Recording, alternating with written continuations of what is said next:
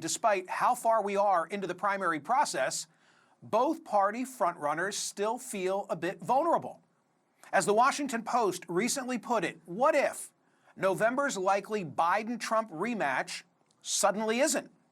Meaning it's possible that we might see the nominating contests suddenly upended and one or both of them is replaced. Look at these recent headlines. Can Democrats replace Joe Biden? After Hur's Biden-age comments, could any Democrats really take his place? Could Democrats replace Biden as their nominee? Democrats might need a plan B.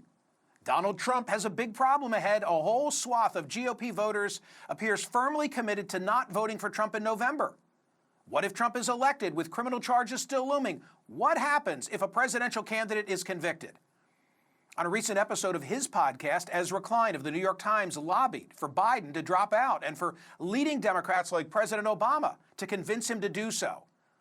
The question also is weighing heavily on the minds of voters on both sides. According to a brand new Monmouth poll, 48% of registered voters believe Biden is either very likely or somewhat likely to be replaced as the Democratic Party's nominee. And for Trump, 32% say it's very or somewhat likely that his legal troubles will result in him not being the Republican nominee. You know who else is thinking along those lines? Nikki Haley. Here's what she told CNN's Caitlin Collins just last night. 70% of Americans don't want to see Trump or Biden. 59% of Americans think Joe Biden's too old and think Donald Trump's too old. The party that gets rid of their 80-year-old candidate is the party that will win. There will be a female president of the United States. It will either be me or it will be Kamala Harris. If Republicans nominate Donald Trump, it will be Kamala Harris. But if we can go and do what we're trying to do, we're going to make sure that it's me. So is either one of them more vulnerable? I want to know what you think. Go to my website at smerconish.com and vote on today's poll question. Who is more likely not to be their party's nominee, Trump or Biden? Now, at this stage, if a candidate dropped out for any reason, or if a party did want to change horses, how exactly would that even work? Last week, when I asked James Carville if it was already too late, he said this. It's never too late, but the later it gets, the more confusing the process gets. And then there's a person called Elaine Cormack who knows more about this than anyone in the world. She's written books on it, and I'm kind of surprised she hadn't been interviewed yet because she has massive information on what happens by what date. So when Carville speaks, I listen. Elaine Kamarck joins me now. She's founding director for the Center for Effective Public Management and senior fellow for governance studies at the Brookings Institution, author of, among other things, Primary Politics, Everything You Need to Know About How America Nominates Its Presidential Candidates. Elaine, thank you for being here. Let's break it up into 4 time segments, now until the conventions, post-convention until election, election till electoral college, and electoral college until inauguration. What happens if a candidate drops out between now and the convention? Okay, great questions. One thing our viewers should understand is that the delegates at the convention actually make the legal decision on who is nominated. So during the primaries, what you're doing is you're allocating delegates to candidates, but you're not choosing the actual people who will be delegates. That process usually takes place after the primaries. And so what would happen, depending on when the candidate dropped out, is their names probably wouldn't be on a primary ballot. They wouldn't be running on a ballot. They'd be all Joe Biden delegates or all Donald Trump delegates. But anybody wishing to jump in the race, if one of those candidates got out, would have to go actually try to get people elected as delegates who were sympathetic to them. And that is a party-run primary, takes place kind of similarly, ironically, in both parties, all across the country, according to the states.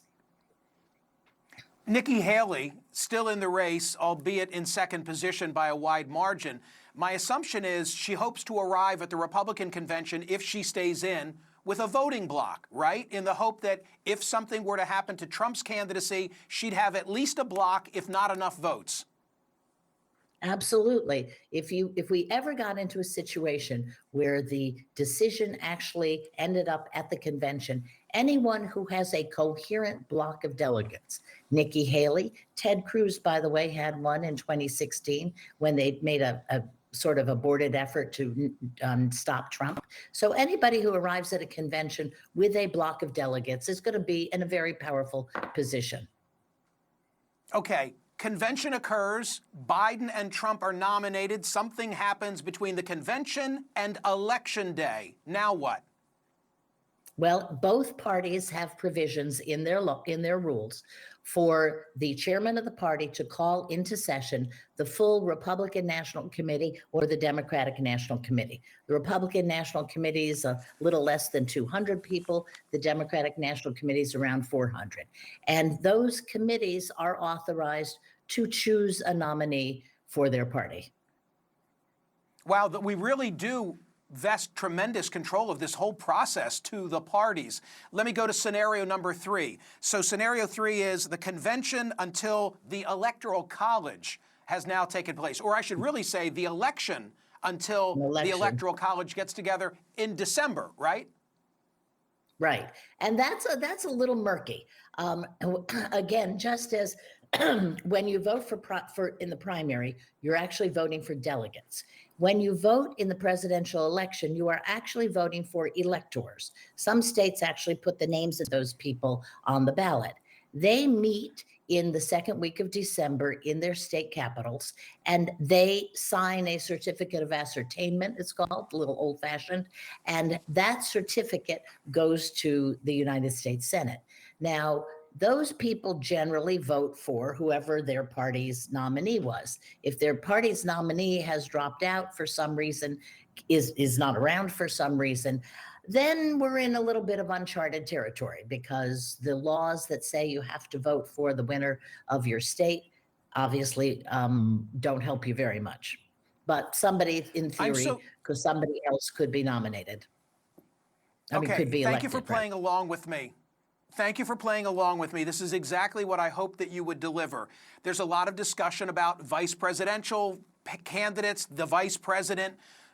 Does it by rights fall to the vice president of a successful ticket? In other words, there's an election, the person who is at the top of the ticket, for whatever reason, is no longer in the drill.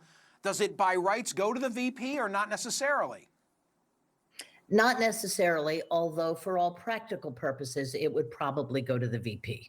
I mean, that's probably the way the politics would work. But, the electors would have to vote and sign that certificate and send it to the United States Senate. Okay, and I think you've anticipated then my final scenario, which is the Electoral College has met. They voted in December. We could even be beyond the January 6th. We all remember the significance of that day. Now, if for whatever reason the person who's won the election is in the presidential elect position, but they can't or won't go, it sounds like you're saying it would be the Veep in all likelihood. Well, it would be the Veep, not even in all likelihood, because at that point, the Constitution, there's an amendment to the Constitution which says very clearly, if someone who was elected and the president-elect cannot be inaugurated, then the vice president is inaugurated. So at that point, the Constitution clicks in. So up until the Electoral College meeting, really this is under the purview of the political parties, because political parties are the ones who have the authority, legal authority, to nominate presidential candidates. Once we get to the Electoral College and the Electoral College has spoken, then the Constitution kicks in and it's very clear that it would be the vice president. Okay, quick observation from me, reaction from you. You seem pretty calm about all this. Like, hey, it's all right. We've got rules. We've got process. If for whatever reason there should be a change in the 11th hour, we can handle it. Yeah, well, that's right. I just want to remind the voters that from 1831 to 1968, both political parties nominated candidates in conventions.